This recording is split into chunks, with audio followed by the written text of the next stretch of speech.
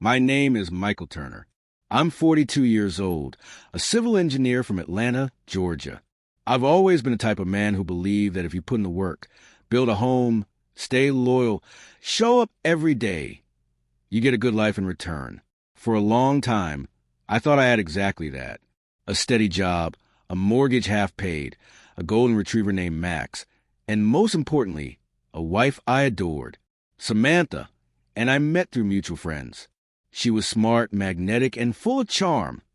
The kind of woman who could light up a room with her laugh and make you feel like the only person in it. She worked as a marketing consultant, often traveling to meet clients across the Southeast. It was part of the package, and I never questioned it. I trusted her. We had no kids, by choice. We wanted to build our careers first, enjoy our freedom, and then settle into the next phase. Or so I thought. The cracks began to show. It started subtly, as these things often do. Samantha was traveling more frequently. Longer trips. Less communication. Sometimes she wouldn't answer my calls until late at night, blaming meetings or bad hotel reception. I'd come home to find the laundry half done, her plants wilted, dishes left in the sink, which was unlike her. Samantha prided herself on keeping things organized, even when we were both busy. She'd always leave sticky notes with sweet reminders or inside jokes. Lately, they'd disappeared. I chalked it up to stress. Her job had been intense lately, or so she said. I didn't want to be the paranoid husband. I didn't want to be that guy who snoops or suspects without reason. But doubt has a funny way of growing once it's planted. The stranger who knew too much. One Thursday evening, while she was on another business trip to Charlotte, I went to a nearby hardware store to pick up some supplies. The cashier, a guy in his mid-20s with a sleeve of tattoos, gave me a weird look. "You back again?" he asked. I blinked. "Sorry. You were in here the other day, right? With that blonde lady?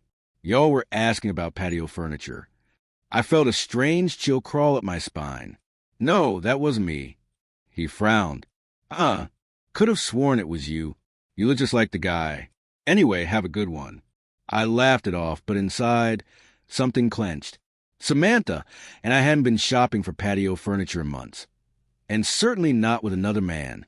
A business card and a lie. Later that night, while cleaning out Samantha's car before taking it in for service, I found something wedged between the seats. A business card from a luxury real estate agent in Savannah. On the back, scribbled in a woman's handwriting, were the words, "Love the tour today. Can't wait to make this our home." Our home? We had no plans to move. I'd never even been to Savannah with her. I turned the card over in my hand again and again, trying to rationalize. Maybe it was a client's card. Maybe she was helping someone else. But the writing was hers.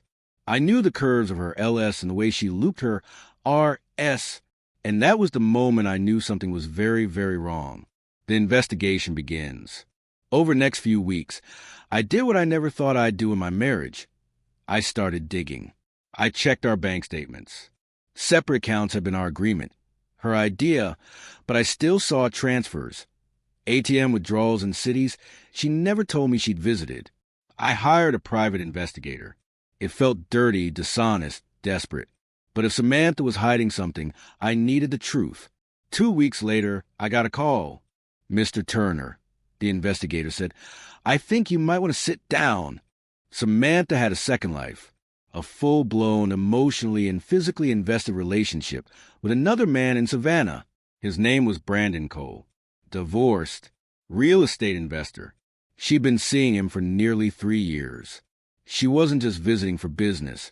She had a condo there, leased under her maiden name, a second phone, social media accounts I never knew existed.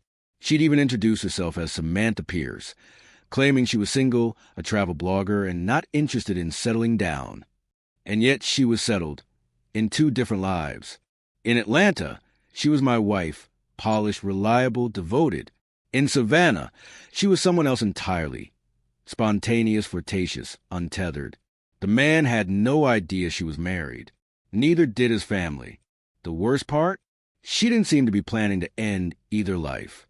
She was juggling them, calculating, managing calendars and holidays to avoid overlap, like a performance, Like our life was a costume she wore and discarded when it didn't suit her.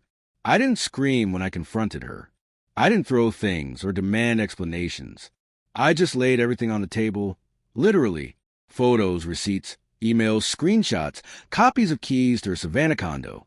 She stared at them, lips slightly parted, eyes wide, not in guilt, but in panic. The kind of panic you see in someone whose game is finally over. "I never meant to hurt you," she said quietly. "You meant to deceive me," I replied, "and you did it well." Tears came, of course. She begged me to understand, said she felt trapped, like she was losing her identity in our marriage, like she had to become someone else to feel alive again. "But you didn't talk to me," I said. "You replaced me." We divorced 6 months later. Quietly. No dramatic court battle. No yelling matches over who gets what. I kept the house. She moved to Savannah permanently, though I suspect it didn't last with Brandon once he found out the truth. Trust is fragile. Once it's broken, it doesn't matter how beautiful the pieces once were. In the year that followed, I learned how to be alone again, how to listen to silence without resenting it. I started hiking on weekends, took up photography, adopted another dog, and slowly, I began to understand that love, real love, requires honesty at all costs. Not convenience, not fantasy, just raw, imperfect truth.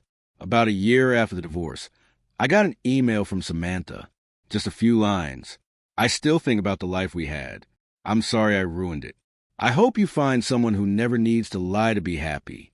I never deserved you." I didn't respond. Not because I hated her, but because I was finally done living in the shadow of someone else's lie. And for the first time in a decade, my life, just mine, was real again. It's been 3 years now. The house is quieter, but it's mine. The coffee mugs don't go missing anymore. The travel calendar on the fridge no longer lies.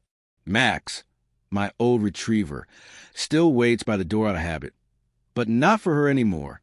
People often ask if I'd ever trust again. The truth is, trust doesn't return all at once. It's rebuilt slowly, cautiously, with people who choose truth over illusion. I've met someone new. Actually, her name is Claire. She's honest to a fault, sometimes blunt, but refreshingly real. There are no secrets, no disappearing acts, just conversations, eye contact, and shared silence that feels safe instead of suspicious. I don't regret my marriage. I regret the lies it hid. But I'm no longer the man who believes love is owed just because you showed up.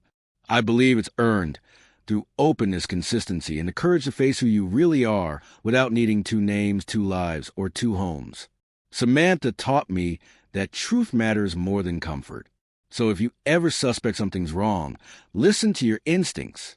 Ask the questions. Seek the truth.